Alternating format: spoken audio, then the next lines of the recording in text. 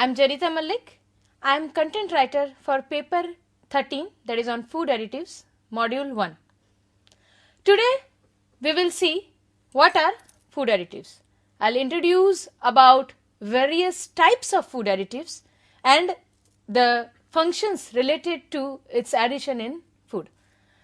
Now the question is, what we understand by food additives.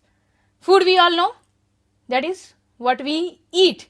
Now something over and above that is present in food, we can say some non-nutritive or maybe nutritive ingredient added in food which is not an intrinsic ingredient of food is considered as a food additive. So if we see in this chapter, we will see there are various functions of food additives. For a specific purpose, a food additive is being added to meet a specific requirement out of that food.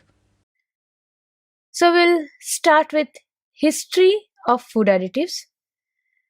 Now we all know that food additives has been added since thousands of centuries. First reported adding of food additives were reported in 1500 BC, where colorings were added to foods. Then next was during 3rd century BC, Theophrastus, a Greek philosopher, reported the use of artificial flavorings in foods. 1st century AD, Pliny remarked on the use of animal fodder and chalk in making bread. Sodium chloride, or what we call common salt, has been added to foods as a preservative for thousands of years. And spices like nutmeg and cinnamon used to flavor foods have been sought after and traded throughout history. And there is a very interesting fact as well, that previously the traders were kidnapped not for ransom money or gold, but for spices. Now there are several definitions of food additives, and in general we can define food additives may be defined as chemical substances which are deliberately added to foods in known and regulated quantities for the purpose of assisting in the processing of foods, preservation of foods, or in improving the flavor and texture or appearance of foods. Now food additives are in general not a major, or we can say primary constituent of food, and are usually used at a very small quantity. So this is a very important thing which should be kept in mind. Now definition as given by FAO, WHO. Food additives have been defined as non-nutritive substances which are added either intentionally to food, generally in small quantities, to improve their appearance, flavor, texture, or other secondary properties, or find their way otherwise into food during handling, processing, or distribution. Here it is very important to note that they have said food additives have been added to improve the properties of food. So in recent wordings, they have replaced improvement with reaction products from that compound which is included in the definition, while the word improvement is not included. Okay, similarly, definition given by Codex Alimentarius Commission. Food additives means any substance not normally consumed as a food by itself and not normally used as a typical ingredient of the food. Whether or not it has a nutritive value, the intentional addition of which to food for technological, which includes organoleptic, purpose in the manufacture, processing, preparation, treatment, packing, transport, or handling such food results, or may be reasonably expected to result, which may be again directly or indirectly in it or its byproduct becoming a component or otherwise affecting the characteristics of such foods. So we can see food additive has a vast definition because it has vast functionality. Now we'll see categories of food additives.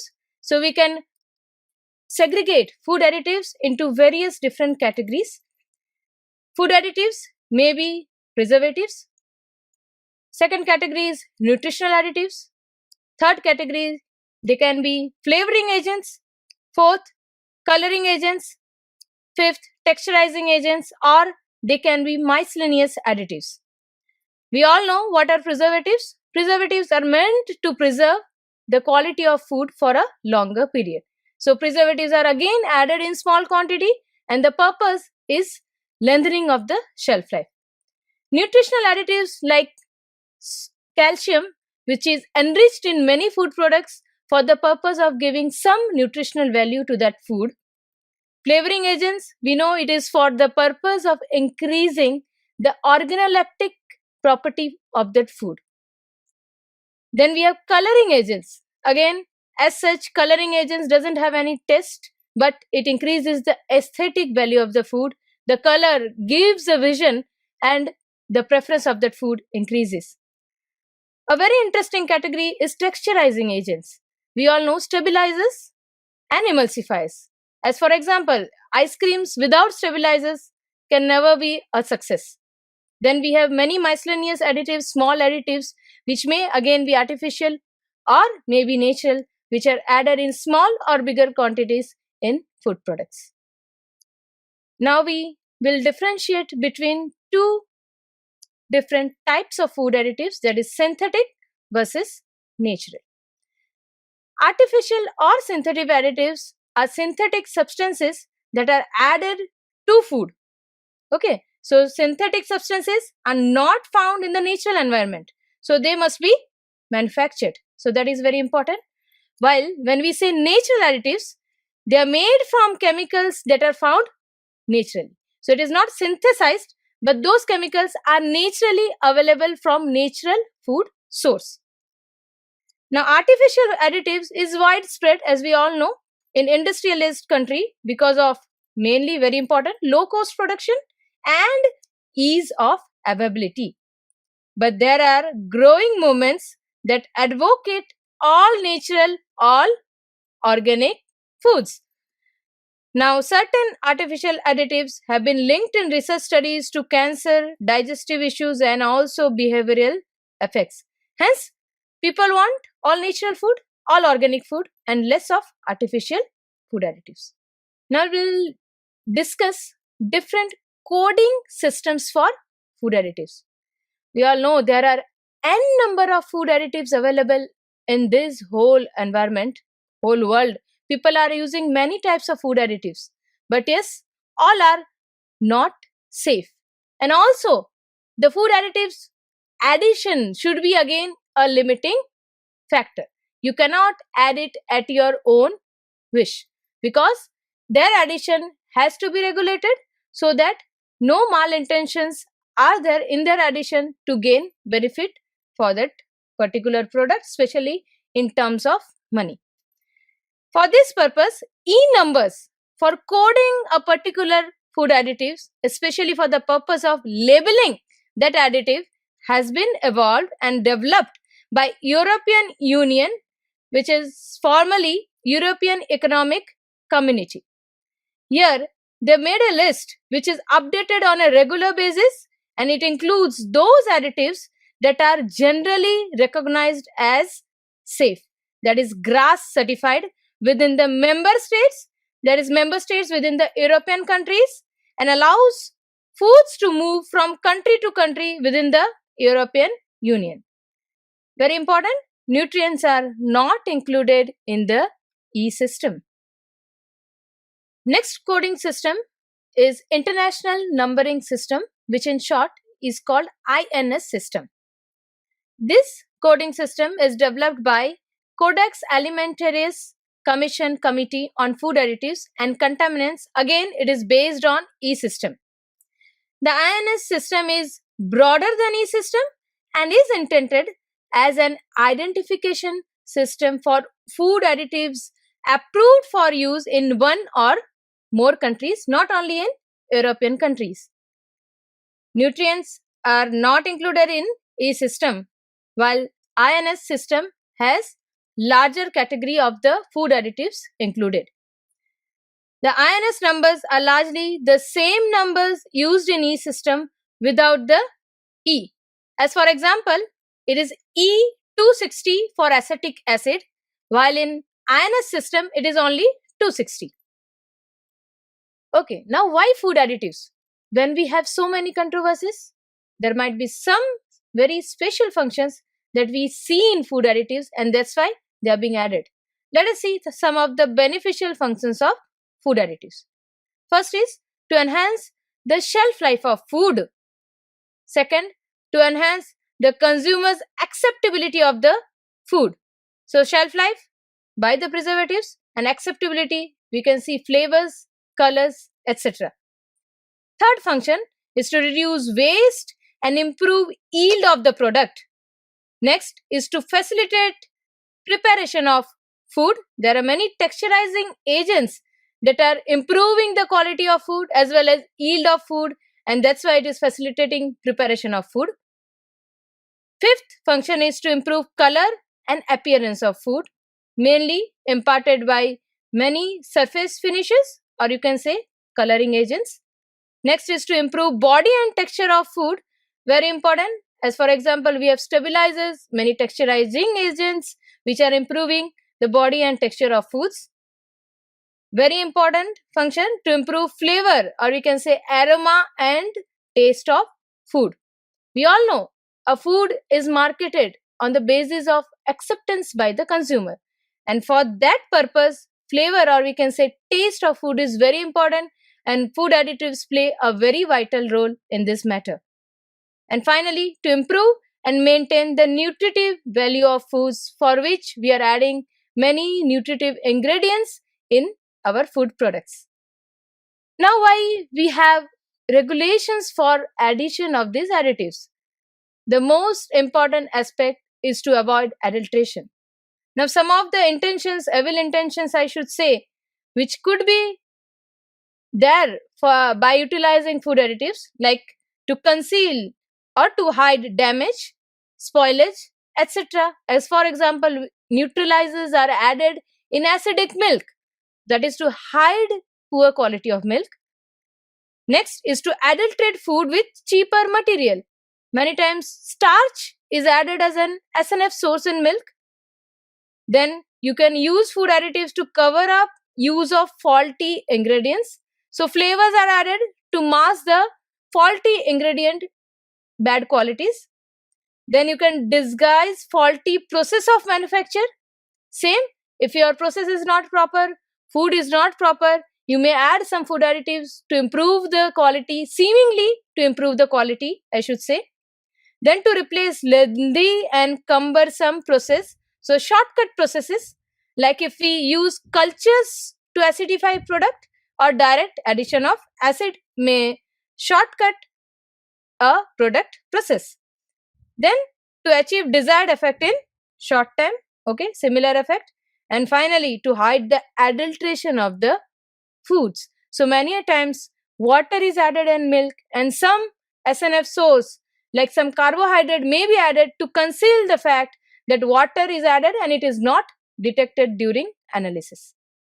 As a whole, still today's food industry cannot stay without food additives, especially with advent of newer products, ready to eat products. We need food additives, and we need food additives to get some benefits, and the major benefits of food additives are safer and more nutritious foods.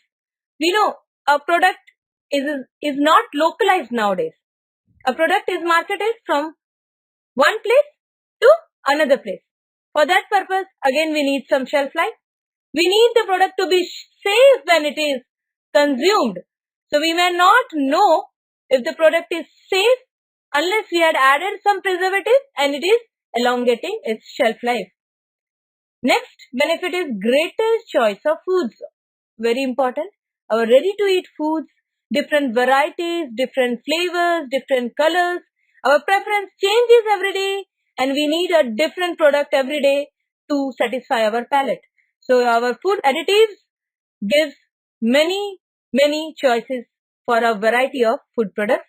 And finally, to get lower priced foods. Obviously, we can use many food additives as mimetics. Example, fat mimetics are added. That will give you again a cheaper product, and also in terms of health benefit, you can say it is a low fat product. So to regularize the use of additives, Some general principles we should follow, and these principles I have listed. It must be ascertained that the real need exists for the use. Then only it should be added. Food additive should not be added as such unless there is actual need for its use. Second, it does not cause any adverse physiological and harmful effects even upon regular consumption for a long period. So, lethal dose should be very high. So, the level added should not cross that lethal dose and the level is safe for human consumption. Next, third point, it should not reduce the nutritive value of food. Okay, our food additives may be again nutritive in nature or non-nutritive in nature.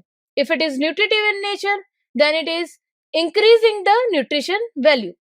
But the non-nutritive food additives, if added, should not reduce the nutritive value of food. Very important. Fourth point, it should confirm the agreed specifications. In our country or in any country, to market a product, a labeled product, a packaged product, we need to follow the rules and regulations. As for example, we have Food Safety Standards Act in our country. Without following it, we should not sell any of our product. So food additives, whatever amount maximum limit suggested by the act should be followed. And finally, where possible, legislation should define permissible maximum quantities of a given additive. Then only our addition will be in control. Some more principles which also should be followed. Like even when an additive is considered harmless, it seems advisable, or we should say it is desirable to use as little as possible of its consistent effect. So minimum possible food additives to get desired effect is always our desire. Next principle we'll follow will be all food additives should be kept under continuous observation and should be re-evaluated wherever necessary in light of changing conditions of use and new scientific information. So, we should always keep on checking the lethal dose if it is harmful or safe, and then limits its usage in most of the food products. And again, addition of nutrients to food should not be left to the free initiative of the industry, but should in general be prohibited, and only in special cases should a dispensation of prohibition be given.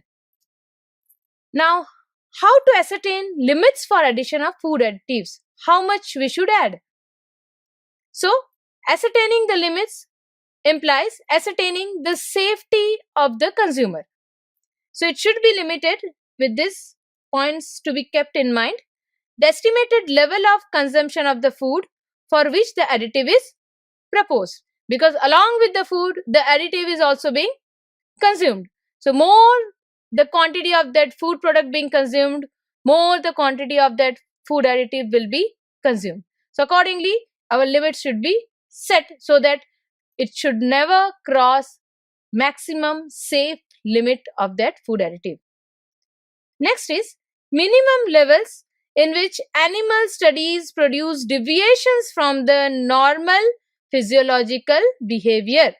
So, the level should never be such that it will have any adverse effect even in animals. And finally, an adequate margin of safety to reduce risk to a minimum for any hazard to health in all groups of consumers. Now, we all know good manufacturing practices are being followed in most of the food industry. So, what is it? Now, good manufacturing practices, GMP in short, for food additives according to Codex General Standard, which implies all food additives subject to the provisions of this standard shall be used under the conditions of good manufacturing practice, which include the following. So, the listed principles or practices are being followed to consider a food additive to be under GMP. And they have listed the manufacturing practices. The first one is the quantity of the additive added to food shall be limited to the lowest possible level necessary to accomplish its desired effect.